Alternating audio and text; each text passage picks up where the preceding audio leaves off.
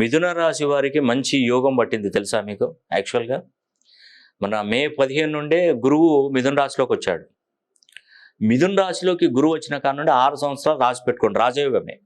చదువు పరంగానైనా, ఉద్యోగమైనా, వివాహమైనా, ఆరోగ్యమైనా, కోర్టు కేసులైనా, విదేశీ ప్రయాణాలైనా, మీరు ఏదైనా చెప్పండి, ఖచ్చితంగా మీకు మంచి జరుగుతుంది మిథున రాశి వారికి. నిజమండి, నేను చెప్పేది అక్షరాల నిజం. ప్రతి 12 సంవత్సరాలకు ఒక రాశికి మంచి జరుగుతుంది.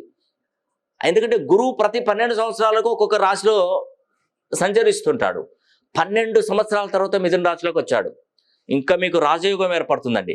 వీలైతే ఒకసారి ఆగస్టు 9వ తారీఖున నేను శని హోమం జరిపిస్తున్నానండి.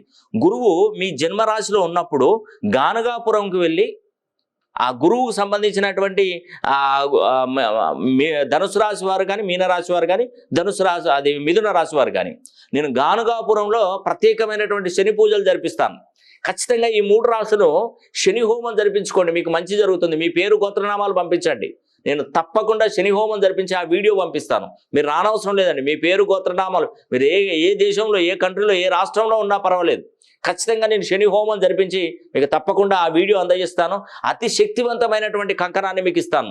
శని సింగనాపూర్లో పూజిస్తాను, గానగాపురంలో పూజిస్తాను, మందపల్లిలో పూజిస్తాను, తిరునల్లారులో తమిళనాడులో పూజిస్తాను, కోకిలాబంధం ఉత్తరప్రదేశ్, శని దేవాలయం మందిర్ మధ్యప్రదేశ్, తిరుకొలికాడ్ తమిళనాడు ప్రాంతంలో, శని సింగనాపూర్ మహారాష్ట్రలో, ప్రతి ఒక్క పుణ్యక్షేత్రంలో శని కంకణాలు పూజించి దాన్ని మీకు అందజేస్తాం. కాబట్టి మిథున రాశి వారికి అదృష్ట యోగం అండి.